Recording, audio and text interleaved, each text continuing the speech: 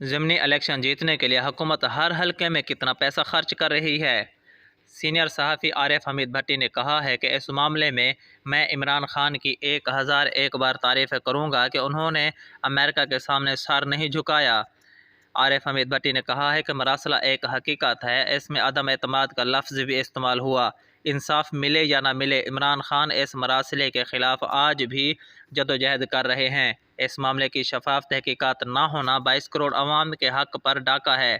پنجاب کے 20 اضلاع میں ضمنی انتخابات کے حوالے سے گفتگو کرتے ہوئے عارف حمید بھٹی نے کہا ہے کہ ایک حلقے میں 15 سے 20 کروڑ روپے پھینکا جا رہا ہے۔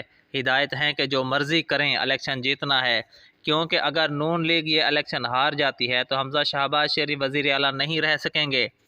انہوں نے مزید کہا کہ یہ پنجاب اسمبلی کی 20 نشستوں کا الیکشن نہیں ہے بلکہ یہ وزیر اعلیٰ کا الیکشن ہے۔ وزارت اعلیٰ برقرار رکھنے کے لیے 10-20 ارب روپے لگانا کوئی بڑی بات نہیں ہے۔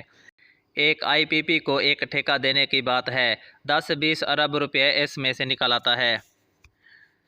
پروگرام میں شریک صحافی طاہر ملک نے کہا کہ دنیا کا کوئی معاشرہ دکھا دیں جہاں 85 روپے پیٹرول پر بڑھائے گئے ہیں، 50 روپے لیوی کی مد میں عائد کرنے ہیں، 11% سیلز ٹیکس عائد کیا جائے گا۔ ایسی صورتحال میں کوئی بندہ بھی الیکشن نہیں جیت سکتا۔